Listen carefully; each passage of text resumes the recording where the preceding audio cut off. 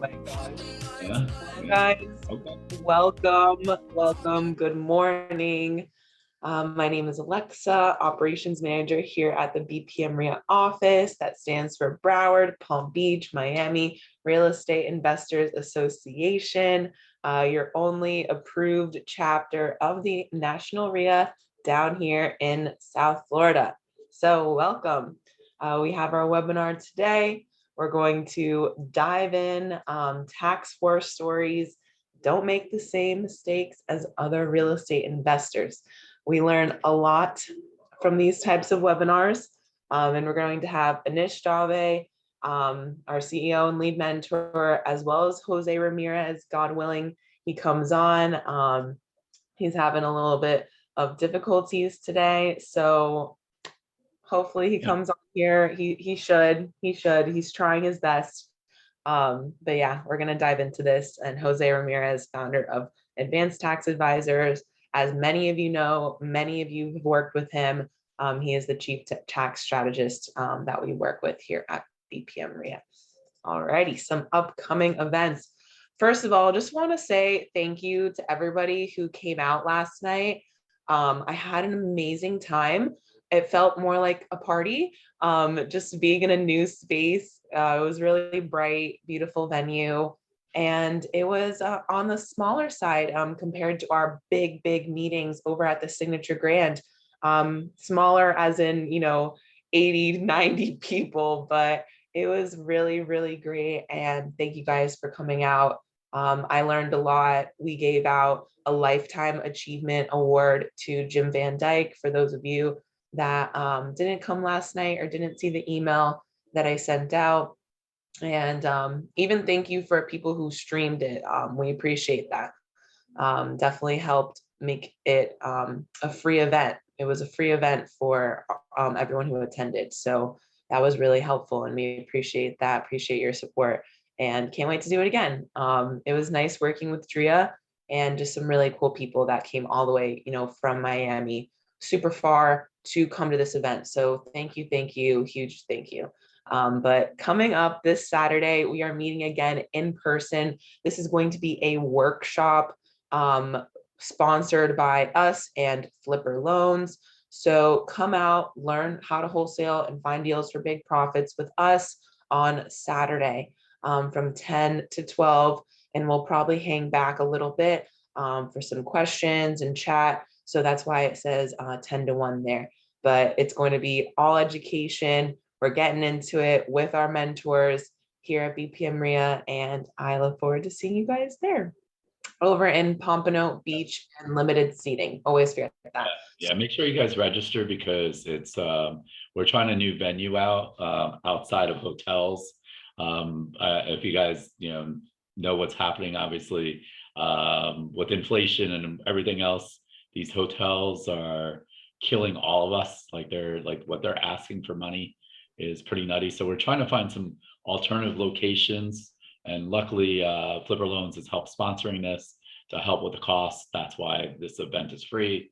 But again, it's limited seating. We're going to show you how to wholesale, double closings, truly Q&A. Like it's going to be your event, really, is what I'm going to talk about. So yes. The next, and on the 26th. Yep, on the 26th, we're going to have Jose back. He's going to be doing his solo webinar, free webinar, all about tax planning strategies for all of us. Anyone can get benefit and learn from this webinar. So I highly recommend you be there. One-on-one time with Jose, lots of Q&A, if we can fit it in, because he has just so much to teach us. So register for that free webinar next week, one-on-one with Jose solo. And we're going to get into it. He's probably going to give us a really good offer, special offer. So don't want to miss that one. And gosh, guys, we've been looking forward to this since April. August 3rd, main meeting in person at the Signature Grand, BPM RIA and Tom Zeeb. We're going to have a ton of vendors there, networking from 5:30 to 7. And then from 7 to 8:30, we're going to dive into negotiations. I already saw a preview of this presentation at the National RIA Conference.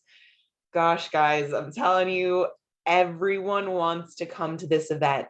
So lock in your seat now.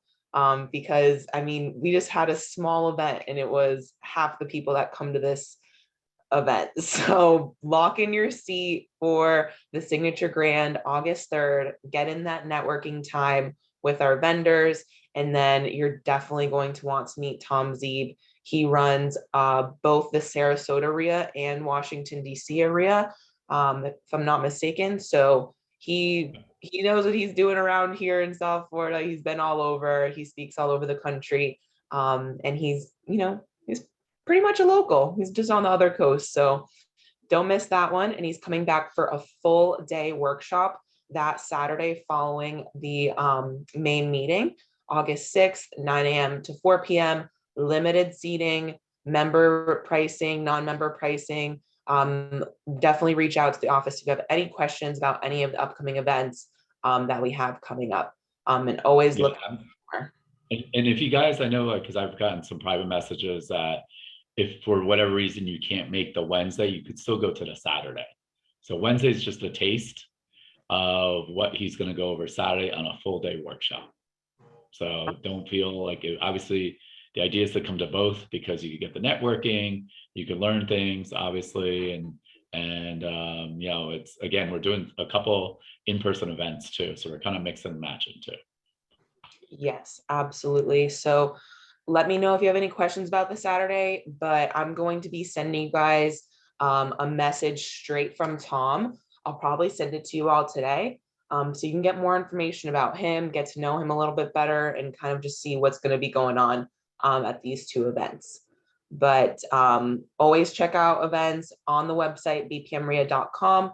We are constantly adding more events, guys. So always check that out. And as you know, my absolute favorite way to keep up with events, text alerts. You get the text message day of with the link to register for the Zoom, for the in-person, whatever event it is. So text the one word, BPM REIA to 954-800-6961 to opt in to our text alerts. And I'll be sure to put all the links and everything in the chat for you guys. So you can do that. And as you all know, we have released the next Quick Start Bootcamp dates. So Quick Start Bootcamp is going to be September 10th and 11th, 2-day, full day training. This is online on Zoom, but it's not going to be a webinar. Cameras on, mics on, we're getting into it. 4 great guest speakers. If you check out bpmquickstart.com, all one word, you will get to see the 4 speakers who are going to be presenting, get to know them, who they are. You will be able to get contact information. And actually, Jose is going to be he's always at our Quick Start Bootcamp. So, I mean, guys, it's a no-brainer. It's a money-back guarantee. Everybody enjoys it. So if you want more information on the Quick Start, respond to the poll, and I'll be in touch with you. I'm catching up with all my poll people and people that have been in the webinar and are interested tomorrow. So look out for calls from me. I'm going to be reaching out, giving you more information on the Quick Start. Alrighty, and members absolutely have a ton of benefits. Your individual memberships are what most of you will be looking at. Our corporate memberships are for our business owners, vendor partners that you see on our website. These are our vendors that come to our phenomenal networking events, just so you guys have an idea of where this comes from. Individual memberships, you're going to get in free for the networking meetings, like for example, August 3rd. You will get special discounts for all of our educational seminars, either online or in person. So for example, August 6th, you have special pricing, and then your guests get a discounted price. And last but not least, the National RIA Benefit Package, discounts to Home Depot, Avis, Budget, Arcana Insurance, Rent Perfect, the list goes on. So if you guys have any questions about what a membership can do for you, go ahead and respond to the poll. We also have an amazing replay on our YouTube channel that talks all about it. All righty, one-on-one coaching and mentoring. So A lot of you ask what's going on with our one-on-one coaching program. What kind of coaching program is this? It is truly one-on-one. You are paired with a mentor. We put up 100% of the money for our students' deals and split profit 50-50. This sounds crazy. So you are going to want to go straight to the website, bpmria.com, and book a discovery call. So I can get you a list of all the things that are included in our program, such as different software, CRM, things that we include in there for you. But a ton of resources. We completely set you up for success. So respond to the poll if you'd like a breakdown of what we include in there, as well as pricing. And this is my direct line below. So I'll pop my email in the chat for you guys in just a moment. And thank you guys for responding to the poll. And we will always end off with thanking our sponsors, thanking National RIA, thank our speaker on here today, Jose, Anish, everyone on here, everyone on this webinar. Thank you for being here. And just always thank you for coming out yesterday. It was great being in Boca Raton and Palm Beach County again. I went to FAU in Boca Raton, so it was nice being in the old stomping grounds, and I just appreciate everybody's support. I know Jose would have been there if he could. He is traveling right now, so I'm appreciative that Jose is here with us. But yeah, I'm gonna let you guys get on to it. As you all know, questions in the Q&A box down below. You can respond to our speakers in the chat section. I'll be putting some helpful links over in the chat box for you guys. And yeah. And I know if you guys are watching a little earlier, I did change my party shirt to a normal shirt here. I don't know what the heck was going on with that. I've never seen that. I was like, what the? You wear a striped shirt and then all of a sudden you're blistering, and it's not Friday yet, so maybe tomorrow night I'll wear my party shirt. So I know Jose is actually in Vegas, I think, if I'm correct. Conference, yeah.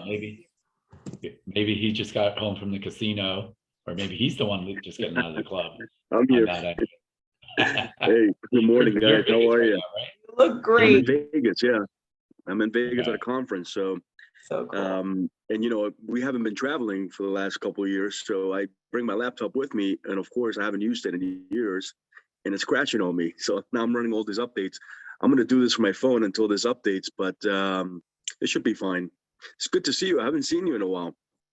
Yeah, absolutely. So I mean, it sounds like you're out there on a conference, and so I mean, Jose, do you want to? I'm just assuming everyone knows you, but you want to give a quick little introduction about you, or I should probably give a quick one about me. I feel like I've seen all these names that are on this webinar. So as Alexa said, I'm the president of BPM RIA. We were formerly known as the Broward Real Estate Investors Association and also the Miami-Dade RIA. We did change names to Broward, Palm Beach, Miami. That's what BPM stands for. We're talking about, one of the things that we did last night was we did a free event up in Boca.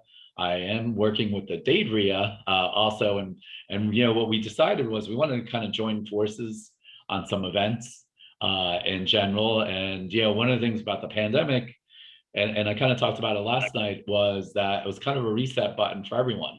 And before I thought they were maybe competitors, and I realized we're playing small, that there's enough room for everyone to make money.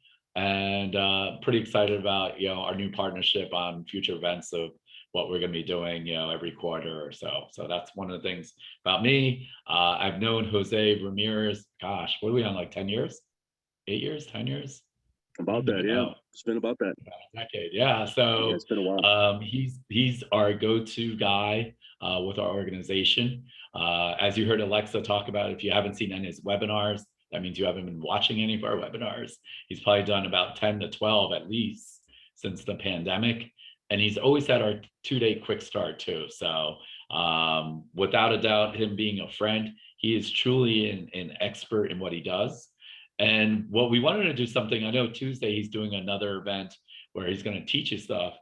But, Jose and I were, this webinar kind of came up because we were just having coffee and he's saying, man, I can't believe these investors are doing this, and he's like, I can't believe they're doing this. And I was like, wow, like, why would they do that? And so that's what today's webinar is really about, all the things that he's seen as mistakes going on that investors make, or people do generally on their accounting.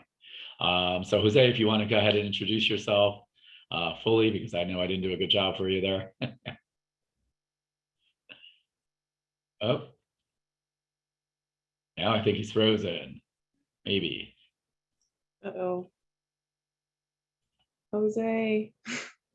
Knock, He's knock. frozen. Yeah, maybe he's just freezing on purpose. He's like, so we miss him on that end of it.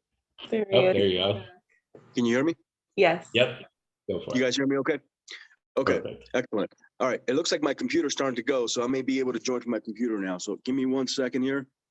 Let's Okay. see.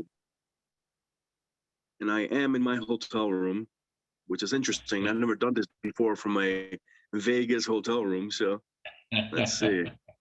I think it's telling me I have to log off and then go back in. So give me 1 second. Okay, I'm gonna leave and Yeah, rejoin. come on, pop in. Yeah, go for it. And as he leaves, that what an exit, Jose. So actually, like, what I'm going to kind of ask some questions in the chat while you guys are going on it. Have you guys actually been working on any tax planning in general? I'm kind of curious to see where you guys are. So guys, put in the chat if you actually, to actually come up with a plan versus, I don't know, just doing your taxes. What I can tell you as investors, and if you're doing your own taxes and you're an accountant and not an accountant, I'm going to say you're probably missing a bunch of things, or if you're going through H&R Block, or, some of these QuickBooks online, you're going to run into, missing out on a lot of different things. Oh, he's back. Okay, so no one's really, anybody else actually working on any kind of tax planning or strategies? Oh, Jose, you're back. Okay. Yeah, it looks like I'm gonna have to do this from my phone. The computer is not cooperating. My apologies. Okay. All right. So excellent. Well, thanks, Anish. It's good to see you. It's been a little bit since we did one together, so this is fun. My name is Jose Ramirez. I'm the Chief Tax Strategist with Advanced Tax Advisors. We specialize in tax planning for real estate. The real estate industry, right? Real estate investors, brokers, agents, landlords, Airbnbers, anything to do with real estate, that's what we do. So we help our clients save thousands, tens of thousands, hundreds of thousands in taxes, depending on the size of the client, right? So that's what we're good at. We've been doing it for years, and we're pretty good at it. So that's about me. Today we wanted to talk about some of the, so I guess I hate to say horror, right? I mean, some of them are fixable, right? But what makes it horrific is that people are doing it without knowing, because you don't know what you don't know, right? So if you're just going to your accountant, CPA, a tax advisor that is doing your tax returns and is not asking you the right questions to see if you can implement any strategies, then you're leaving a lot of money on the table. The mistakes that I've seen over the years and that I've corrected over the years are primarily around depreciation. So if you're a landlord, if you're a wholesaler, but you're also a landlord, you have an advantage, right? The real estate industry as a whole has an advantage tax-wise, which is great for you guys because you have what's called depreciation on your real estate. And that depreciation can be used to offset your ordinary income from wholesaling, from real estate sales, if you're a broker, from selling property to, retail, things of that nature. So where a lot of the mistakes that there's two areas, right? Some people forget or don't know that they have to depreciate their property if you're a landlord, and that depreciation creates an expense that can generate a paper loss in essence, right? You're generating a loss on your tax return, but in reality, you're making money because you're collecting rents. But the depreciation makes it look like you're losing money. And then that loss can be applied towards your ordinary income. A lot of my landlord clients don't pay any taxes or pay very little taxes because that depreciation is helping them offset their ordinary income. So if you're forgetting to take depreciation, that's mistake number one, right? Yeah, and that's Jose, that's on like, you're saying it's just about one property. What happens if you have a portfolio, right? And you're missing on, 5 properties or 6 properties or, any of those things that you're, you're not, so you're making it, 10x worse if you have 10 properties. Yep. And the downside to that, not only are you not getting the deduction in the year that you don't take depreciation, but if you ever sell that property, right, and maybe eventually you want to sell it, you have to recapture that depreciation that you didn't take. So the IRS doesn't care if you took it or not. They're gonna act as if you did, and then you got to pay that back at 25%. So you're kind of shooting yourself in the foot twice without knowing. Now, there's a third area where people make mistakes in depreciation. They don't take the correct depreciation because they either don't back out the land. When you buy real estate, you have to understand that real estate is the components of real estate are different, right? And they can be depreciated in different timelines. You always have to back out the land. So let's just use a round number example. Let's just say in the webinars to simplify things. So let's just say that you bought a duplex for 200,000. Let's say 300,000.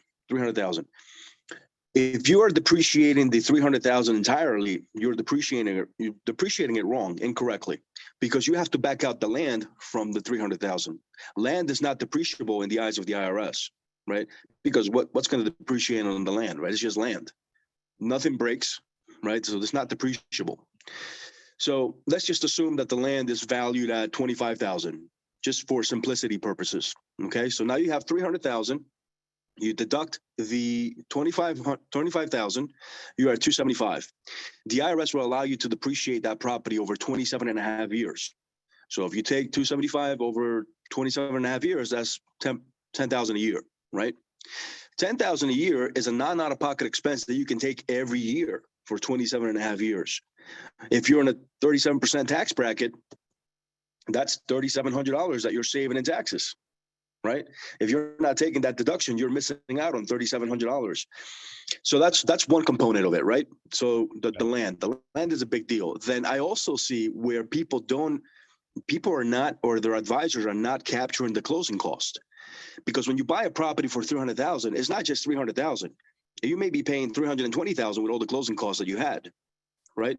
So you have to factor that in. And if there's a loan, the closing cost for the loan costs get amortized over the life of the loan as well. So those are little things that get missed that I notice when people come to us from other places that don't really understand real estate. Those are going to be the main things. Now, no, actually, they're not the main. Those are the little things. The main things will be things like the client or the taxpayer qualifies for the real estate professional status, right? And when you qualify for the real estate professional status, you remove all limitations from your losses. So people like, for instance, me, I'm a tax advisor full time.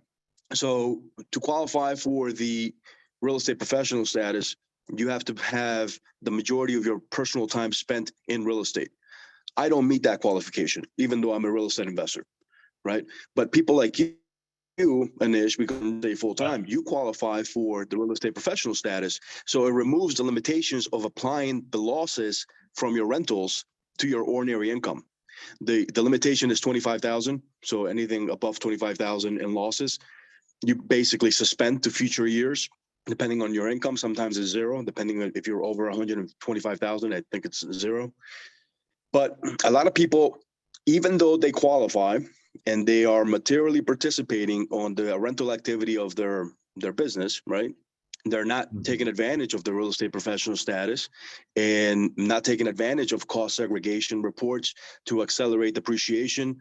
And I'm actually working on a client now who we met recently, and they have a portfolio of properties, and they had never heard of cost segregation. And, we did an analysis, and we determined that by doing a cost segregation report on their properties and doing a catch-up depreciation, a correction of sorts, we're going to be saving them anywhere from $70,000 to $100,000 in taxes this year in 2022 for 2021. So they're going to be getting a large refund. So those are things that we kind of look for when we do an analysis with client. I hope they're going to send you a nice bottle of whiskey and some cigars. I would, if you're saying we collect a fee for implementing the strategy, so we are well taken care of. That's not a. I'm just saying, I'd throw you some extra.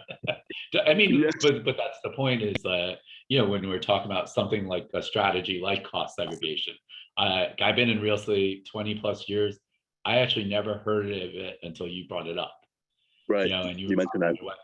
So like, and I'm in it, and I would like to say I'm semi-intelligent, and but that's the point is that you got to learn some of these things, and if you don't know what you don't know, you don't know what to ask, and your traditional accountant, right, may not know this, and I always want to Exactly. say, because like one of the biggest things I learned, personally also is just because they're a CPA does not mean they're a tax advisor.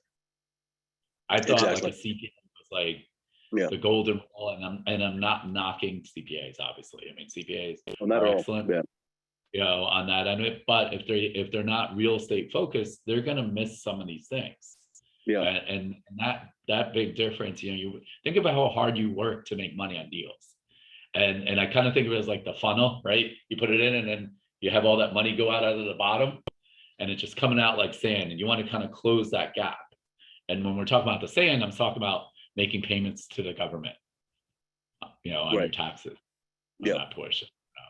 Yeah. I mean, the IRS doesn't care if you make mistakes. I mean, especially if you make mistakes in their favor, if you're overpaying your taxes because you didn't do it correctly, that they're not going to they're not going to write you a letter and say, hey, Jose, by the way, you messed up here. You overpaid us,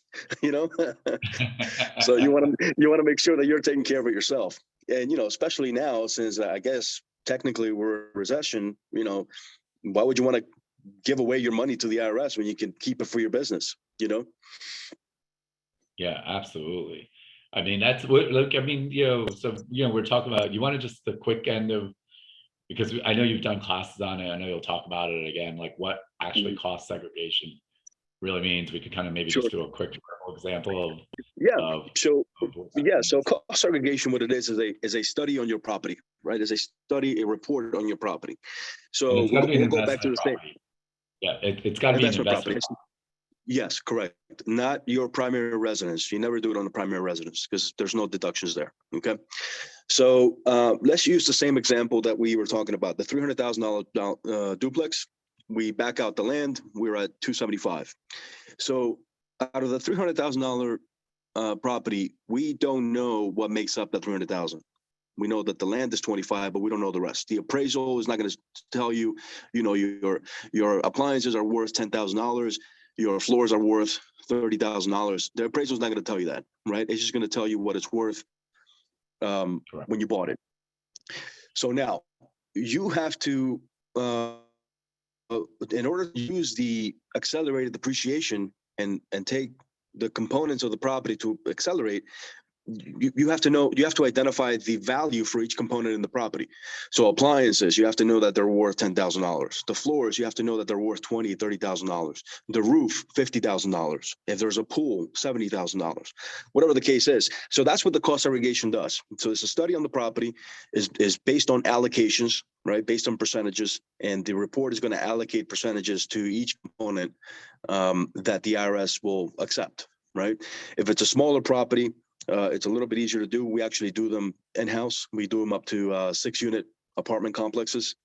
If it's a little bigger than that, then we usually outsource it to an engineering firm to do the study for us. So once you have all those components, once you have all values associated with the components in the property, now you can identify what we can use bonus depreciation on. So as you may or may not know, the listeners, there is bonus depreciation at 100% starting when Trump did the Trump's Cuts and Jobs Act in 2017. So what that means is that any property that's considered to be a 20-year property or less. So personal property is considered to be five-year property. Improvements is considered 15-year property. So that all qualifies. So like a pool would be depreciated at 100%. Kitchen cabinet is considered personal property. It will be depreciated at 100% the year that you place it in service. So by identifying all these components, I hope I'm making sense, but by identifying all these components, now it's okay, this house, we bought it for 300,000, but now we've identified property that's 20 years or less that can be depreciated this year at the rate of 100%. So maybe 70 out of 300,000, 70,000 can be depreciated. So now take 70,000, a non-out-of-pocket expense that didn't cost you a thing, right? It didn't really cost you anything. 70,000 divided by your tax rate or multiplied by your tax rate. What is that? 37%. Let's say it's 37%. So you're talking about roughly, you're saving $28,000 in taxes, roughly. Yeah. 26. So it's a big deal, right? I mean, a cost segregation costs you anywhere from $2,000 to $5,000, depending on how big the property is. And, to implement the strategy, a couple of thousand as well. So you're saving, you're paying $5,000 to $10,000 to save $28,000. It's a no brainer. And the thing is, like, when Jose's saying, the appliances and that, so it's, remember, the IRS is not taking your word for it. It has to be a third party and a true report. You can't just say, hey, I think the flooring was this or that end of it. So it's got to be, a third party professional report that you have. So I think that's always important. So just in case, and I know Jose's, if you've been watching some of the webinars, he's actually gone into deep, like he's dug into deeper examples of something like that. Yeah. So I am, as you mentioned, I'm going to do a webinar on Tuesday. So for you listeners, register for the webinar, because I am going to go over some of the strategies that we implement here at the firm and with our clients. So I'm going to go in detail so that you understand them. It's good for you to understand the strategy. You're not going to be an expert in implementing it, but at least what you want to do is you want to know that they exist. You want to know that these strategies are there and how they work, so that you can talk to your professional, to your CPA, to your tax advisor about them. And if they don't know anything about it, then you need to run, right? You need to run the other way quick. Yeah, right, exactly. Because they're not going to bring that up if they're not used to doing it. So I think that's important. So Yitzi's actually asking, when you accelerate depreciation, does that have a negative effect on your future year's tax savings?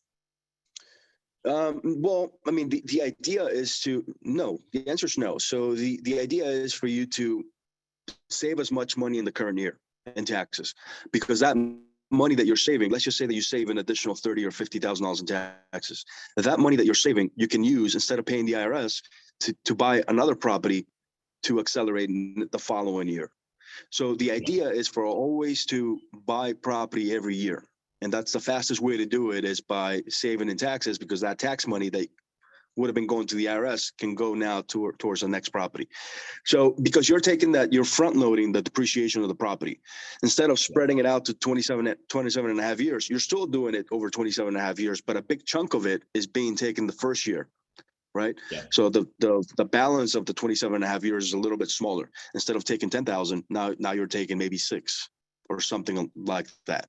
So, but by front loading the depreciation, you're saving the taxes today, right? So that you can do more with that money today than in the future. Would you rather save $20,000, $30,000, $50,000 today, or $3,000 every year over the next 27 and a half years? I'd rather save the chunk today, because I can do a lot with that today. I can continue to invest and continue to do that every year. And the second end of that too, right? Like, I mean, it's all over the news, you guys know, with inflation.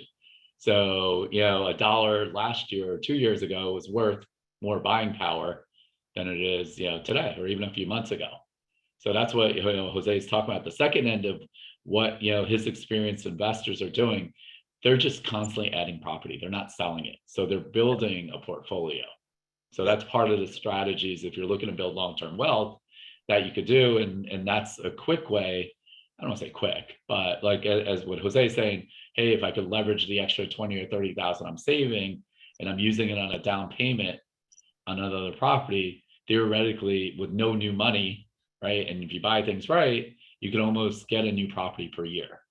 Obviously, without getting on the loan side, of course, there's debt service and a lot of other moving parts, but at least you have that chunk of money. That's probably what I want to say. Tamara's asking, can you depreciate the land cost if you just buy raw land? No, land is never depreciable. Yeah. think about it, right? When you buy land, what kind of maintenance?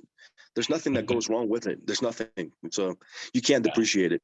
As opposed to a building, there's a leak, you got to fix, you got to replace the roof, you got to redo the electric. So it's different, right? Yeah, absolutely. I mean, it's the same thing because yeah, land theoretically will always be there. It's the same thing. It's not really insurable either, right? You're always insuring the structure Right. that you have on there, whether it's commercial or single family or on that end of it. Roger's asking, hey guys, if you guys don't mind, I know some of you guys put questions in the chat. If you don't mind, it'd be great if you could actually put it in the Q&A. Sometimes the chat's moving a little too fast for me to keep up.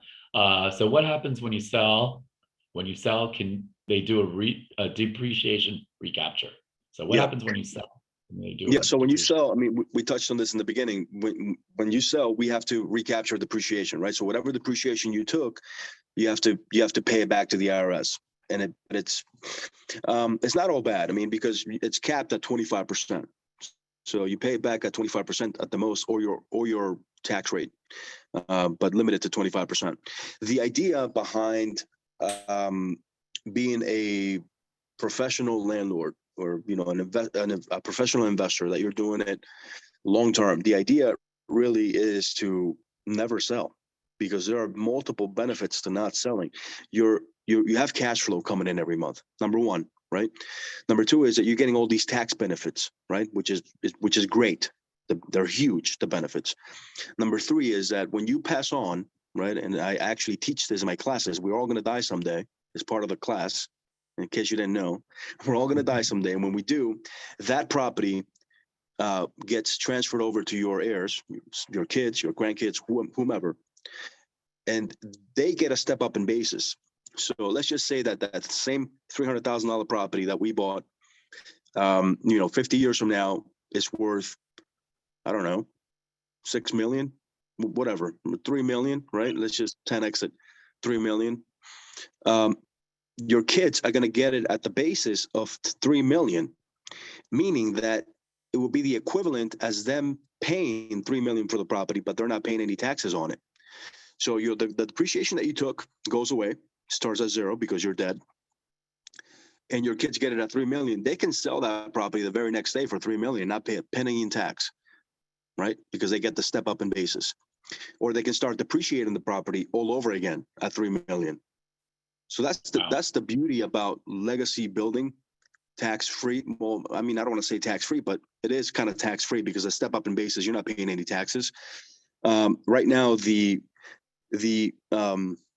estate exemption is 12 million per individual.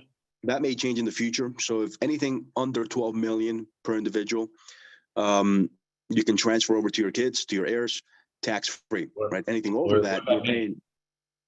Well, you Jose, can you're anybody. gonna transfer it to me? You can transfer to anybody. Yeah, right. So if some of you guys don't have kids, or if you don't like your kids, I am more than happy, and so is Jose. You can gladly transfer your properties to us. Yeah, we'll take some property. Yeah, we'll make sure we take care of it. Yeah, we'll cut the grass. Don't worry. So Samantha's asking, does the inheritance step up work same for an LLC?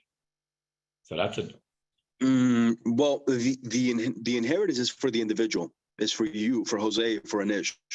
Whatever you own, you transfer over to another individual. You have up to 12 million to transfer tax free. It doesn't matter if it's stock, if it's businesses, doesn't matter. So I think maybe she's asking if it's not in a personal. I'm not like, and maybe I'm wrong on this question, but maybe she's asking, if it's does it an matter LLC, what structure it is in? Yeah, like versus like I have a building in an LLC. Yeah, it doesn't matter because you own the LLC. So now you're transferring ownership from that LLC to your heirs, right? Yeah. Okay. Oh, another big mistake that I see. Oh, I just thought of one. That because you asked that question, whoever asked that question, that's a great question. I see people owning real estate in S corporations. That is a big no-no. Don't ever do that. And if you ever see me speak, don't tell me. Don't tell them. Does anybody know why? Okay, Does anybody know why you don't want to own in your S corp? So go ahead and put chat while we I'll give you a quick second on that. So just in case, people, we got some People, smarty yes. pants. Yeah, people are So, smart. I mean, some people, or, some people have or, watched me speak. So it's funny, or you could be like me, like I learned a lot of things because I made a mistake on it and I had to go back and fix it. So yeah, that's the hopefully, fastest way to learn. yeah.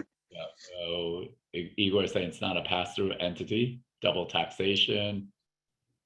It's linked to your personal. Okay. All right. Now I'll let you go ahead and.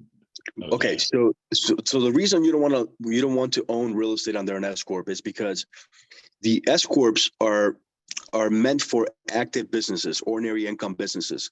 Real estate is passive by default, by nature. So it doesn't pay the self-employment tax. You're paying ordinary income tax, no self-employment tax. The S corp was created back in the 80s, I believe, to well, multiple reasons, but part of it is to kind of reduce your self-employment tax, depending on how many owners are and how much you work the corporation. And the IRS does not allow the S corporations to have more than 25% of their gross income come from passive activities on the S corp. So if you have real estate in an S corp, 100% of the income is going to be passive. So the IRS doesn't allow it. So if they find out and if they catch it, they can revoke the S corporation status, terminate the S corporation, and then you will have to pay capital gains on the liquidation of the assets, because when you terminate an S corporation, you have to do a liquidation of assets, because that's, any corporation that dissolves has to liquidate the assets. So the assets go to the owner, like if you had an S corporation, Anish, the assets would go back to your name, and then you would have to pay capital gains on the difference between the purchase price and what the property is worth on the day that the S corporation is dissolved. So that could be very bad for you, right? Paying a lot of taxes because you didn't know something. And then I guess the second part of that would be, right, I mean, you're kind of touching on it. So a lot of you guys are, landlords, and you're active, either rehabbers, wholesalers on that end of it, where, and like, I know you for like 10 years, like I mean, I have it buried in my head, is that, you're going to have one business for active income and one for the properties versus just one. Another one is liability purposes, right? I mean, why would you want to have your active business that gets potential or more? There's a lot more potential for lawsuits when you're dealing with the public, when you're dealing with people, when you're dealing with contracts, right? There's a lot more risk there than having a passive business that doesn't deal with anything. It's just assets sitting there. All it's doing is sitting. So the potential for lawsuits there is very minimal. Right. Yep, so absolutely. Why would you want to combine your assets that are highly appreciated over time and put them at risk with the same entity that you're doing the business on a daily basis with other people? So there's some something to be said about that, right? You want to separate the activities. One is passive, one is active or ordinary. Separate the activities. And Sharon's also asking, what if the property's in a trust? That's fine. The trust is basically a document non-existing in the term and in the eyes of the IRS. Whoever owns the trust is the owner of the property. Yeah, and then Kind of close to the owner. Kenton's asking, is the S corps rule true for wholesale and buy and hold properties too? The S corp is good for wholesaling. Yes, it is good for wholesaling because that's not considered an investment. That's considered a business. That's considered an active. You're participating in the activity of wholesaling. So you're a dealer, right? Kind of like a car dealership buys and sells cars. You're a dealer of real estate, right? So the S corporation is fine. Absolutely. And so like we're talking about different structures of what you're doing, and some of my favorite things that I always make mistakes if you're self-employed, deductions, like whether if you have your office in your house, can I deduct this, or my car payments? What do you see that a lot of investors or self-employed people, I probably won't even just say investors, but the mistakes they make on what you can deduct, or meals, right? What this is entertainment, or that kind of stuff. So like I know there's always that issue. So if you kind of want to touch on common mistakes that we make. Yeah, I mean, there are some misconception and beliefs that are wrong out there in terms of like usually a new business owner will assume that they can deduct a lot of things that they can't. Number one, right? Like they'll ask me, hey, can I just pay my car out of my business? The answer is always going to be depends, right? It depends. Is if the business owns the car, right, and the car is used at least 50% or more for business, then yes. If it's not owned by the business, then no. And if you use it for personal use more than 50%, then no, right? Depending on the entity also. So that's that. If you're self-employed, you don't have to have the card. If you are a sole proprietorship, self-employed, no S corporation, no partnership, just self-employed, you can have the car owned by you personally and make the payments out of your business account if it is in fact used for business, right? You still have to track the miles. That's a very big misconception. People think that they don't have to track miles. Some people like I don't track miles. That you need to track your miles because you always have to make an adjustment at the end of the year to determine what the personal use was, so you can not take 100%. You never have a car that's 100% business because you go to Publix, you go see your mom, you go see your dad, right? I mean, you got to deduct those drives from the business. But if I go see my mom or dad, that's a lot of work. That doesn't count. Yeah, Dad, I if get you're it. listening, Dad, if you're listening in, I'm kidding. No, I'll see you a little bit later. He's gonna be like, that's not very funny, Nish, on Yeah. that end of it. But like, and it's just because of that, and obviously the home office is the other big issue. Yeah. Hey, can I deduct? Yeah, the home office X is a good one. The home office is a good one. If you're working from home, you just want to make sure that your home office is the space that you're using for your home office is dedicated to your business. It's not your living room where you watch TV and then at night you're doing your business. It's got to be 100% dedicated to your business. So it's got to be a room or a space in a room that can be allocated to your business. And then you take a percentage. You take if you're paying rent, right? Let's say you pay $2,000 a month. If your office space is 10% of your apartment or your house, then $200 out of that rent payment will be deductible, right? As a home office. And then you also there's a double benefit there. If you have a home office, now you're eliminating commute because you're not going to an office. You're not going to an office from your house to an office, right? That's commute. Commute is not deductible. So if your office is at your house, the moment you leave your house, technically could be deductible if you're doing business outside the house. So that's a double benefit. But then again, depending on the client, I mean, some clients, clients that are doing, high 6 figures, 7 figures, they're not going to spend their time doing all that paperwork for a home office to save $200. I mean, it really depends on the individual, depends on the situation. I can tell you, I don't take the home office, even though I have a home office. I don't, because it's not worth it to me. It's not worth it to me because my time is more valuable than $200, a month or whatever, to do all that paperwork. Because you do have to track your expenses. You have to track how much you paid in the month, electric, water, rent, everything. Come up with the calculation and then reimburse yourself write yourself a check for your home office expense. If you're a corporation or a partnership, if you're self-employed, you just provide that information at the end of the year. So it really depends on the client, right? I always tell my clients, we can do a lot of strategies, but some of these strategies are a pain in the ass. Do you really want to do them? Yeah, right. So it's got to make sense. I mean, like I see that one a lot because, or my other favorite one is entertainment or meals, right? So, or the other big thing I know someone was just talking about in the chat to me was the commingling between your personal and business. So you kind of touched on that Publix situation. So if you want to. That's a good one. Yeah. So the commingling is big. You always want to have separate accounts. I always tell people when we set up an entity for them, the one thing you're going to do when you leave this office or when you leave when you get your documents from us, you're going to go to the bank and open up a business bank account. Okay. Because you don't want to use your personal account anymore for any of these transactions. One of the reasons, you don't want to commingle. You want to have clean separation between the personal and business, right? If you're using the personal credit card to pay for your business expenses, and then you pay that personal credit card out of the business account, that's considered income to you, the owner, because now you're taking corporate funds to pay your personal credit card. So some people may say, yeah, but I used it for business. It doesn't matter. The credit card's not under the business name. The credit card, the business cannot pay for anything. The corporation, let's just be clear, corporations. The corporation cannot pay for anything that's not under the corporation's name. Okay.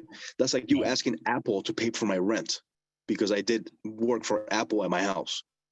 It would never happen, right? It's like there's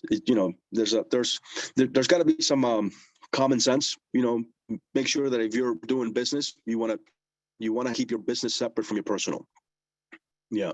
And that's a big one, because if you get audited, they're going to, number one, they're going to disallow the expenses because they were paid out of a personal account. And then you could probably argue it, you could probably defend it, but it'll cost you to defend it. It's not worth it. And then they're gonna tax you on the payments that you made to your personal credit card out of the corporation, because they're gonna treat it as income. Okay, so you never want to be in a position that you have to explain too much to the IRS, because explaining too much to the IRS costs money. Okay, so if you were to hire us to represent you in front of a case of an IRS, you're paying us $400 an hour, right? So it's expensive to be audited. You don't want to be audited. We last year, when was it? 2021 is when we closed on a case that a client coming from somewhere else, he owes $7 million in taxes. And I talk about this on my webinars. I don't know if I ever told you about this, Anish, but we had a case that the guy owed $7 million in taxes after penalties and interest. And luckily, we were able to help him, but we had time on our side because he owed it for so long that we were able to argue with the IRS, put him in a payment plan for a short period amount of time. He ended up paying about $21,000 out of the $7 million, and then we made it go away. He had a lien with the county, public records, Broward County, lien $7 million on the individual's name, the house, everything. So he was he couldn't do anything. So we were able to get that removed and the lien released from the IRS. Yeah.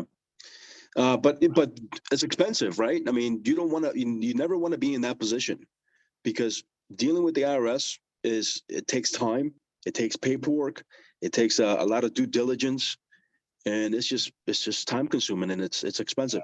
So you want to do things right from the beginning. It's stressful. And actually, since we kind of touched on the corporations, or, like and I know you see this too, especially like, let's say you want, it's your real estate business, you want to work with a partner, right? So not setting up the right entity up front, right? Whether, if it's an S Corp or how you're getting taxed, I should say, right? Is number one. But the other big thing is that you always talk about is an operating agreement, right? So it's good to have your documents, because that keeps you in compliance, right? It keeps you in compliance with the state, keeps you in compliance with the if you ever get audited, the IRS can ask for it, right? Show me your documents. Let me make sure that you are in fact operating as a corporation. So you want to have your documents in order. I mean, I know a lot of people like to go the easy route and just pay the fee to the state, and they think they're in business, but they need a lot more than that. They need documents that show or say how they're going to run their business, who's going to do what in the business, how many partners are going to be a part of it, directors, things of that nature. And then you want to have your annual meetings. You want to I just sent out an email to all my clients and contacts saying it's time for us to do your annual minutes, right? To have your shareholder, the board of directors meeting and discuss some things about your business. You want to document all these things, right? Document it, put it in your corporate book file. In case you ever get audited, or in case of a lawsuit, you have proof that you are actually operating as a corporation. You're operating as a business and not self-employed, because they can use that against you. You're not really a business. You're self-employed. Yeah, I mean, that's the one end of it, right? Like with the operating agreement with the government and the IRS and the other end of it, I've seen it where, hey, you do a partner, you do a business with your best friends, everything's rosy, right? And now it's a couple of years later, one person, doesn't do what they were supposed to do. It was all a handshake. We kind of talked about it, and things don't go well. And when you don't have it, in an operating agreement, what I could tell you, it could become very costly. And Yep. as you're building your business, or if you have a portfolio on that end of it, it could be in the operating agreement that, so and so is managing it, so and so could sell it.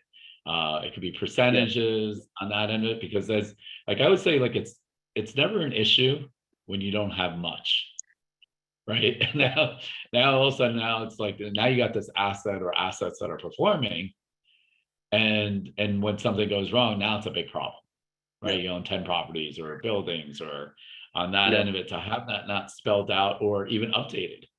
I've seen, where stories, or, people I know that unfortunately, someone passed away, right? Your friend, you're doing a business with your best friend, and unfortunately something happened to him, and now you're in business with his wife or girlfriend or something like that. So, or, they want to sell, or they don't understand what's happening. And it just sets up like a lot of different red flags that if you don't plan, on that end of it, it's going to make it difficult. Yeah. For those cases, you want to have insurance. You want the firm to have the business to have insurance on the partners, so that you can buy out the wife when have a sale agreement with the wife.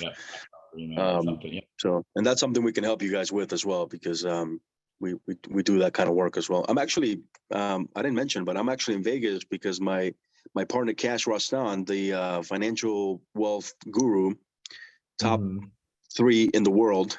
All right. He's actually hosting a conference here for all the agents that he manages. Yeah, and it's funny because I know someone else that's there for that same conference, actually. Oh, really? So she's there too. So I was like, oh, okay. I wonder if it's the same thing. Yeah. On that portion too. Michael's actually asking, if you're an individual, how would you set up the meeting if you're an LLC? So I'm assuming the minutes is what he's asking. So if you're an individual, you can just and depends. I'm assuming you're an S corporation. If you're an S corporation, you do it with your accountant. You can call us. We'll do the meeting with you and document it. Right. We talk about some things, changes, and adjourned. It takes an hour less. Yeah, absolutely. So, I mean, I think that's just always, like, as I'm sitting here thinking about, like, it's just funny. I'm just thinking about some of the people I know, that the problems that they have. What about like simple, like, people that are really good with making money, and they don't know how to, keep track of records, whether it's bookkeeping or not having, they're doing it old school, or I don't know, like, what have you seen on, like, they're smart people. Like, I have someone I know particularly that's unbelievably smart, makes a ton of money, but like, you ask them like on just their financials, right? And now and they own a bunch of properties, and now they're trying to refinance or, get loans, and they don't have their financials. They don't have the records. Yeah. They usually when we meet with a client, somebody like that, we will, let them know the importance of having records, right? Because without records, how are you preparing your tax returns? How are you preparing financials? I mean, you can't just guess, right? But also, not only that, but you got to review your financials on a monthly basis, because that's kind of telling you the story, where your business is going, the ups and downs, right? And it tells you where your expenses are going. If you don't review that, you're just kind of like going off memory. Oh, I paid $5,000 for this. I paid $2,000 for that. It's not a good business way of operating. So yeah, we a client like that, we would put them under a bookkeeping service. When we handle, some of the bookkeeping for our clients, bookkeeping. We do traditional services as well.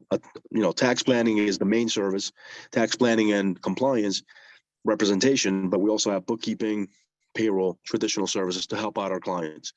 Because if you were to hire, somebody in-house, a bookkeeper, you're paying $30,000-$40,000 a year. I mean, it's not the cost benefit may not be there. So some of the clients that are not at the place where they can hire somebody in-house, we help them out by providing the bookkeeping services. Yeah. And the reason I'm also bringing that up, because some of you guys might know, is that I started with some partners, a real estate hedge fund, and we're looking for accredited investors. So credited, your net worth has to be well over $1 million, or if you're single, it's got to be income over 200,000 the last 2 years, and you still see that you're going to make 200 or it's 300 if you're married. My point is, if you don't know your financials, right? I've asked, hey, I'm ready. I know they make money. I'm like, are you accredited or not? And they don't know because they don't really have done their financials, or what drives me nuts is that I've seen it through our membership of people I know, they haven't filed taxes in a couple of years, which, like, I don't know what that's about. Yeah. On that portion that you never want to do that. Even if I always tell people, even if you can't afford to pay your taxes, file, because the problem is that when you don't file, the statute of limitations never starts. Right? The IRS can audit you going back 3 years. That's the statute of limitations. The IRS can 3 years. 3 years. Okay. So then there's another statute of limitation, which is the collection. The IRS can only collect on tax debt going back 10 years. So if you never file, that statute of limitations never starts. So they can go to the day you die to chase you because you never filed.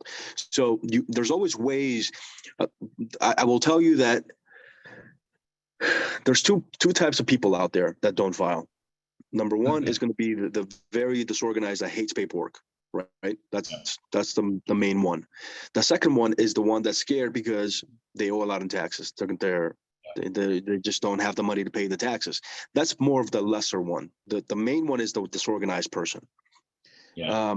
And that's okay. I mean, you still want to get it done because it's going to cost you a lot. And it's also going to cost you in penalties. The IRS can assess a penalty up to 25% of the taxes owed for not filing, plus interest every month. Okay, so let's use some numbers, for example. Let's just say you owe $20,000 in 2021 and you haven't filed your taxes, you haven't filed extensions. Now you're late a year, right? The IRS will assess 5% each month up to 25% that you don't file. So 20,000 now becomes, what is that? 25,000. You just added 5,000 to your tax debt for not filing. On top of that, you're adding interest. And the interest varies. It's anywhere from 1 to 6%, depending on, it changes all the time too. So it's hard to say. But now your $20,000 tax bill becomes a $30,000 tax bill just because you didn't file. When you could have just filed and negotiated with the IRS a payment agreement, which we can help you with, right, and get an installment going so that you're not falling behind further. So if that's you, if you're listening, and if you're the type of person that files late, don't do it anymore. It's not to your benefit. Always follow. And it's funny, like, it's speaking about that. So I know, through my network of people. So a couple of people, that's exactly, they're disorganized, as one, or they think they owe. So it's a combination of, I'm thinking of 2 or 3 people I know. What they missed out on was, of all things, the stimulus money, right? So they didn't file, and they would have qualified for some money, when all this pandemic stuff, and they were giving out money for free, like they left a lot of money on the table, or they weren't making enough money, and there's other programs out there that they could have qualified, but they didn't file tax returns. Same thing with like some of the hard money lenders, the big guys.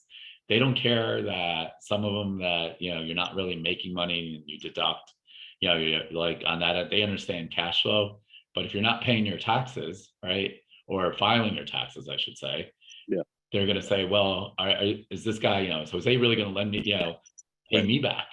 You're a liability. Right. So it's kind of like it just kind of carries on. It's a domino effect by not doing it. So now you miss out on all these things because, and then now they can't do deals like, oh, I could have done this. I can't get the hard money. And it just goes 1, 2, 3, 4. And then you're frustrated and you're like, yeah, I'm not going to do this anymore. Yeah, I mean, the perception out there is if you're not filing your taxes, if you're not paying the IRS, if you're not afraid of the IRS, I mean, if you're not paying the IRS, why would you pay anybody else back? So why would they lend you money? Why would a bank lend you if you're not paying the IRS? Yeah, and then second in that is, right, like if you do wind up getting something and you own it, like what happens if the IRS goes after it? obviously Yeah. it's complicated with structures and that stuff. You Yeah. don't want the lien on the IRS coming on Yeah. those things, and that's a good, it'll be another added problem. Yeah. Some of We've them are actually really had good. cases. You and I, Anish, we've had Yeah. cases together where we had to get a lien released. Yeah. A couple years back, we had a client. You had a client who had or a mentee that had a property that needed to get some tax liens released, and we helped them with that. A couple of I mean, those.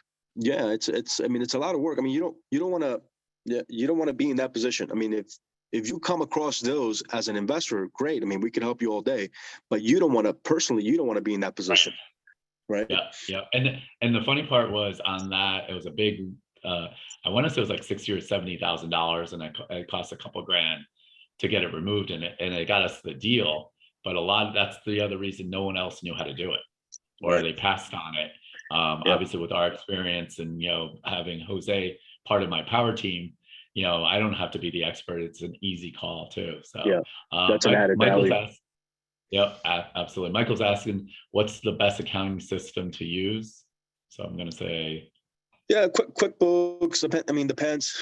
If you like online, I like Xero. Xero's pretty good. QuickBooks or Xero, my go-to. I like Yep. Xero a little better. Yeah, I've never used Xero. I mean, I've been on QuickBooks Online for so long that. Yeah, it's good So too. Ori's asking, back to commingling. What if a business is new and it hasn't started generating money? Can you loan the money to the business and get it paid back once the business starts making money? Yes, but what's important about that is you have to have an actual loan. You can't just, because if you fund the company that's without a loan agreement, you're just funding it. That's called capital. So you have to have an actual loan agreement with the terms, and then you have to pay yourself back with interest to make it an official loan. Okay. Frederick's asking, can you sell your LLC partnership interest at original cost, even when the property has appreciated, if both partners agree on the buyout to limit the capital gain to be paid for the sale? No, you have to sell it at a fair market value. Yeah. Yeah. Jose is also, does Jose only work real estate taxes, or does he do all business taxes? So of course. I will tell you that 80% of our clients are real estate. The balance, the 20%, we're going to be engineering firms, law firms. We got a couple doctors, marketing firms.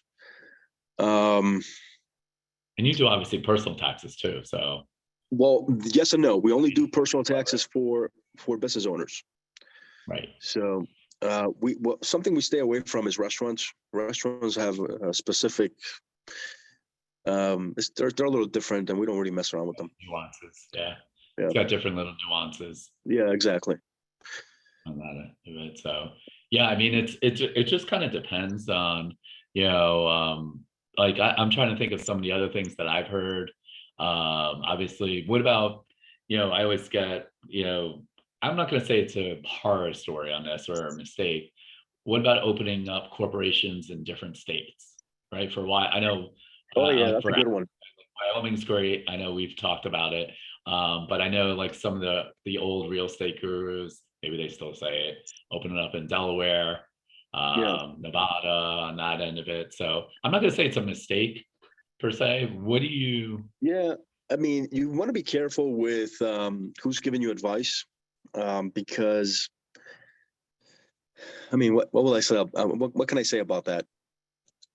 Yeah. When you're starting out, you don't need so much. Like some of these guys out there, especially if they're law firms, they may sell you 2, 3, 4 entities to start, and they'll pitch it in a way that it makes you feel like you need it to protect your assets.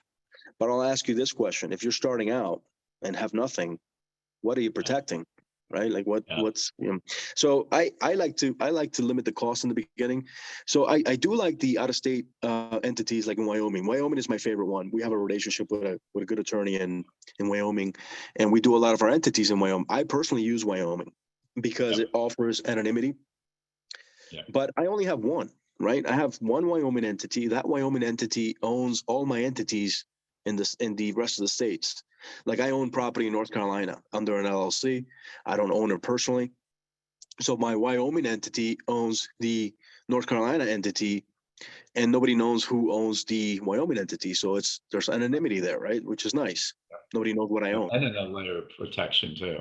Like Yeah, without a protection. doubt, I mean, it's not really an asset protection thing that we're talking about, but Wyoming, without a doubt, has probably the best asset protection laws in the country. So a lot of Yeah, investors were big Wyoming fans on that portion too. yeah. Alfred's asking how many properties should one have in a single LLC? I was Oh, that's kind a great of question. listen. Yeah, Yeah, that's a great so question. Depends on who you yeah, ask, right? yeah, it depends if you ask the attorney, it depends if you ask an accountant, and it depends on your own personal preference, right? So if you own 100, let's just say you have 100 properties, is it going to be economical to have 100 LLCs? Probably not, right? Or because remember, you got to file corporation taxes for each of them. Like there's a lot of, other fees, so it might eat up in your profit. But, Alfred, you might be comfortable putting 10 in each one, or like, and someone else might be only comfortable putting 5. So like I always kind of joke about it. It reminds me of my insurance people. Every time I talk to the insurance people, whether it's anything on it, I always feel like I don't have enough. Like you got to do this, and I'm like, well, look, then I mean, I'm okay with. I'm gonna have to take a little bit of risk. Like I can't afford all these things on that end of it. So what my risk tolerance versus yours might be a little bit different. So I think that's always a challenge. Yeah. I know some of the mistakes I've seen, especially on the tax or structures. Like let's talk about retirement accounts, right? If you violate, the other day we had Carl Fisher from Gamma Plan on, and we're talking about self-directed IRAs, HSA accounts, all these different accounts. If you use them improperly or disqualified people on that end, have you actually worked on any clients? I know Carl's flat out Yeah, told me Fisher of clients that they got kind of you know self-dealing and doing all these different things and they paid for it. So have you yeah. actually? You get penalized. There's some rules. There's some very strict rules around the self-directed IRAs. You can't do certain things. So that's why they have these. I guess they call them custodians that could help Yep. you guide you through that. Make sure that you're not making mistakes, because those mistakes cost you a lot of money and taxes, Yep. penalty, and correcting it, right? So Yep. yeah, if you're working with a custodian that deals with self-directed IRAs, make sure that they know what they're doing. They can give you good Yep. advice and guide you And the through the reason whole process. I'm saying that is if you do it wrong on these self-direct, I think he was telling me, like, guys, don't quote me on this. It was close to like you lose 50% Oh, the of your penalties are retirement. 50%. Yeah. Oh, yeah. Absolutely. They're high. Like They're the up fine there. is big. And then if you only have one, let's just say you only have it all like in one account, and you made a mistake on a self-dealing property on one property, I'm talking about your whole IRA or retirement or solo, whatever, all that stuff. It's 50% on the whole, your kabang. It's not just on that one little mistake, if Yeah, that you don't makes want to. sense. So Yeah, like you don't want to make you're mistakes. Yeah, you don't want to make yeah, mistakes. No. so like that's a really big one that, like Yeah, he stresses on the custodian and the things like, even though you have a custodian, that's their job is to protect you from yourself. But we're smart people, like, hey, if they don't know, it's really my second home, that's a problem, right? Like you're yeah, using it as a second home, you do that on right, that portion, right? What right. about the other thing I always get is, especially in our market, I know you own a couple too, is what about on the short-term rental world? On, whether local government on taxes not paying or just in general, what have you seen? Oh, like local states, like sales taxes, that sort of thing. Yeah, Yeah, I mean, like it's less than 30 days and or like I know Miami Beach has something specifically, there's a yeah, special. yeah. We don't get into the details of each city because that's really Right. the business owner's responsibility. But I know that. Yeah, that's more of a local, depending on where you are. But I know that Airbnb collects the sales taxes for the clients, so they're taken care of on that end. Because Yeah, you want to pay the sales taxes to the state, because the state can be pretty aggressive too if they find out you're doing yeah, business and not paying their. Sometimes the states are more aggressive than the IRS, so you want to be careful with the states. Okay, yeah. but platforms I like, mean, I think, they're VRBO. good with. So like with Airbnb, you're exactly right. They do that. The reason I bring that up is like, so let's just say you're, you're an operator. short-term rental, we're not, when we say short-term rental, I know everyone just automatically thinks Airbnb, but there's booking.com, VRBO, Right. there's a lot of, VRBO. like there's a lot of things out there. And some of the more advanced guys that I know that are doing Airbnb now, they have their own website, right? People are Yeah. going, so they're cutting out, these other people on the fees. Right. Well, now they're not collecting that short-term tax. That's what I'm saying, is that Yeah. I've literally seen somebody. That, yeah, you need to make sure you're collecting it. You want to collect it and pay it to the state. And if you're doing it yourself via a website, like you mentioned, you have to have a system that tracks it. When somebody books, you want to make sure that your website is collecting it, and then you're submitting that payment on a monthly basis to the states, because that can get you in trouble. You don't want to fall behind on that. Yep, absolutely. So Harry was asking, if I'm just starting a business, who's the best person to talk to get organized, legal, CPA, or IRS? So if you're Not starting the a business, IRS. yeah, absolutely not. Well, I mean, Jose actually does, consults. He does, like, actually for our coaching program.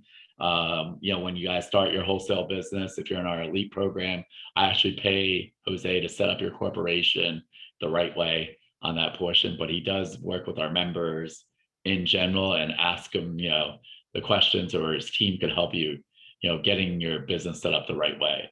Yeah. is probably what I would Yeah. say on that. Right. Yeah, and you do more than that. You set them up with their LLC. You set them up with their first year's tax return for the corporation, audit protection, and the consultation. Yep. Yeah. 3 audit. Yep. Exactly. So, but yeah, I would reach out to them, just book an appointment, and out there. Charlie's saying, yes, self-directed IRAs will not give you advice. They refer you to a CPA lawyer. That is correct. The custodians do not give you any investment advice at all. The CPA understands UBIT within the IRAs. Yep. So there's a lot of stuff, and you're exactly correct, Charlie. The custodians they're not going to give you any legal or accounting advice. You definitely want to, if you're using self-directed IRAs, I mean, Carl Fisher, I know you're a client, he was saying the same thing, is get your CPA or accountant or attorney, whoever you want, while you're opening up these accounts, and let them, know what you're trying to do. Right. The problem is, like, if Jose is your accountant guy and you don't tell him what you're doing fully, like, hey, I'm putting in a trust, I'm doing this, then he's only going to go by what you tell him on that portion, right? Like, it's just a weird, and then you might talk to your attorney who tells you this. You kind of want to get them all on the same page. Yeah. On that portion, right? Yeah, I would say before you do anything, have a conversation with your tax advisor or your attorney. I mean, if your attorney is somebody that needs to be involved in this, it's been my experience that attorneys don't really, unless they're tax attorneys, they don't really know much about this. But yeah, have a conversation. Maybe have a conversation between the custodian and the tax advisor. Put them together so that they're both on the same page, and you feel comfortable doing the transaction that way. But you need to understand what you're doing before you do it, because once you do it, you're done. It's already done. You can't take it back. Okay. Yeah. So good. I mean, good questions on that. Let's see. Or he's asking, what's a good book or podcast to read to guide you as a newcomer to the business? Oh gosh. Ooh. And real estate, huh? Oh, there's so many. Yeah. I mean, I read a lot of different books, and so it's not hardcore real estate specific. Like, I like Roger Dawson's Power of Negotiating, or I mean, I read a ton of different per se books, but it's not, I don't know, it's not saying, hey, how to find houses. I mean, that's why we teach that in those webinars, because some of that stuff is just a little bit too general, I think. Yeah, most of it is going to be general. Yeah. So I don't know if there's anything that you have in general. I don't really listen to too many podcasts. I read. I'm more of a reader. So I mean, I like Bigger Pockets. Bigger Pockets is good. Good national podcast. Yeah, they do have good information. And actually, if hopefully you subscribe to our YouTube channel, we've done a ton of, like, you can literally go back and see, like, some of the different things that Jose's taught, or we're talking about Camel Plan, or Bob Pepe's talking about the insurance end of it. So we do a lot of stuff, and these are local people in our market versus it's just a big scoop all the way around there too. So I just think it's a little bit different when it comes to that. But you definitely want to make sure, if you're part of our RIA, our vendors, I've vetted, like, I haven't used everyone's services, but I've almost have. So I've worked with Jose for a year. So I'm putting my name on it and say, Jose really knows this. He's been excellent, on service, all the above. So I think that's just that. And that's part of building your power team. Right. On that point. So I guess Jose Suarez, do you have a customer list as referrals? Customer list, what does that mean? Good question. Maybe is there anyone that would I don't know. I'm not sure what maybe it's testimonials or happy customers. I'm not sure. Oh, just Google me. You'll see plenty about us. Yeah. I'm assuming that's the end of it too. So yeah. Again, look, it always cracks me up. Our time goes by so quick. Yeah. Like 30, 12, especially 25. when we do it together. It's fun. Yeah, we always got a couple minutes on that. So again, one of the couple things, Alexa has already put Jose's information in the chat. All our vendors are on bpmria.com, the vendor page. You can get a hold of them that way. The easiest way I would tell you is just to book an appointment through his website versus a call if you want to set up a consultation. Right, that's probably the easiest way versus I think so. Just go to the website, click on the link, schedule a consult. And I wanted to remind them about the two. Alexa, if you can just put the link, if you don't mind putting the link in the chat so that they have access to the registration page, that would be great. But I am having a tax planning strategies webinar on Tuesday. We're going to go over some of the strategies in detail so you understand them and can ask questions about them. If you work with us, we're probably already implementing some of these strategies. If you don't work with us, bring it to your tax advisor and say, hey, I learned about these strategies. Can you help me implement these? If they can't, you need to find somebody else. All right. The information is free. I want you to have them because I think everybody should know about this. Everybody should have this. Everybody should be saving in taxes. There's no reason why you should be overpaying in taxes. All right. Yeah. And click on the link.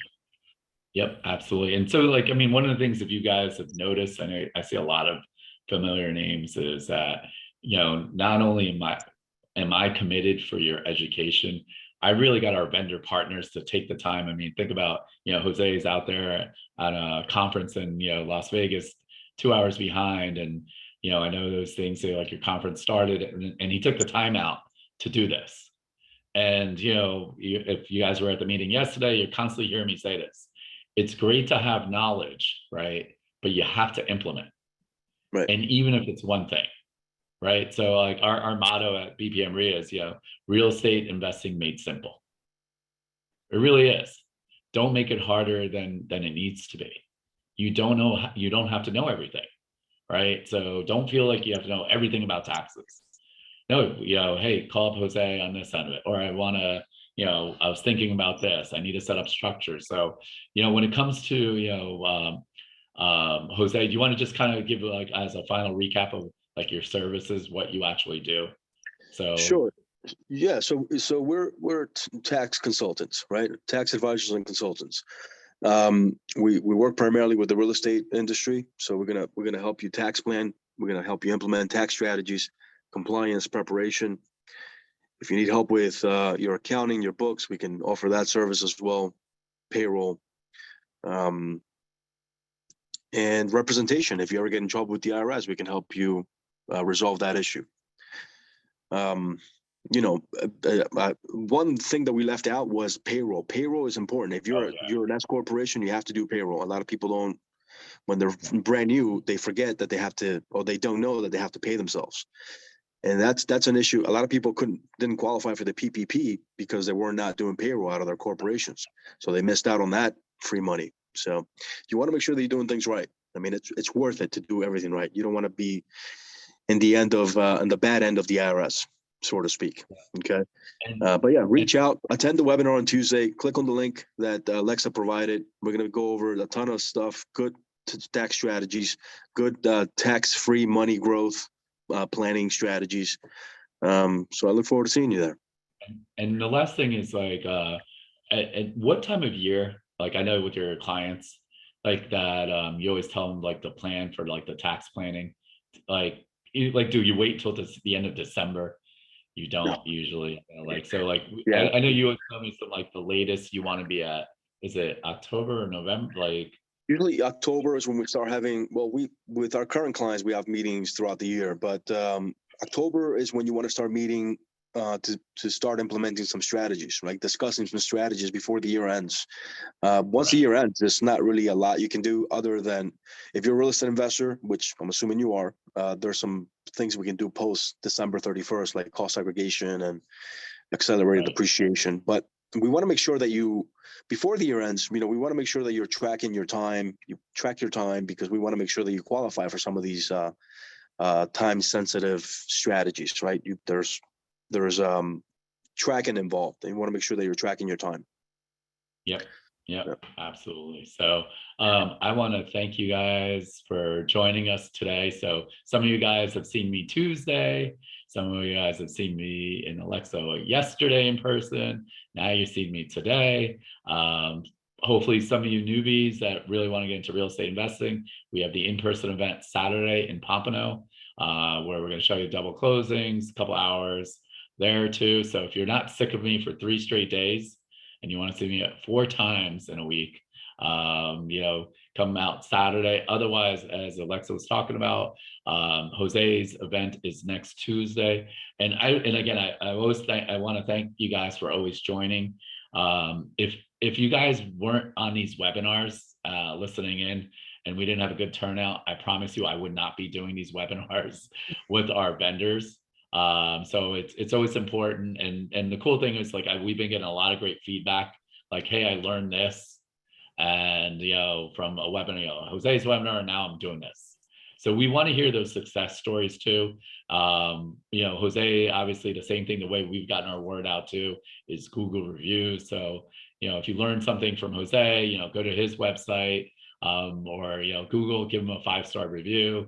Yeah, Same that'd be thing great. for us. We really appreciate it. And that's again, the idea is to build our community. And if for whatever reason, right, and I always, everything's not rosy, right? You say, hey, Nish, I don't feel good about giving you a 5-star, or, it's only worth this. Let me know why, right? I can't be everywhere. So if I'm dropping the ball, our team's dropping the ball, I want to make sure we correct it.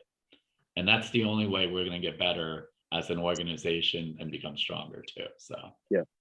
I think somebody just asked for the link to the webinar. So Alexa, if you can put it in there one last time, please. Thank you. Yep. And it'll also be in our thank you email and our text messages and everywhere else too. So, all right, Jose. Well, Thank you guys. Thank you so much. Don't hit the pool parties out there. No, I'm keeping it clean. Yeah. And, stay away from the casino there. Yeah, I don't want I'm you hitting the spending steakhouses. That's what I'm doing. So, cool. All right, Thanks, guys. Jose. We'll Good have a seeing good you. weekend. We'll see you Tuesday. too. Thank you guys. And Thank you guys for for everyone joining. else listening in, good to see you guys. And hopefully we'll see you next Tuesday or this Saturday. Yes, Take care. absolutely. Have a good Bye, one. guys. Bye. Bye.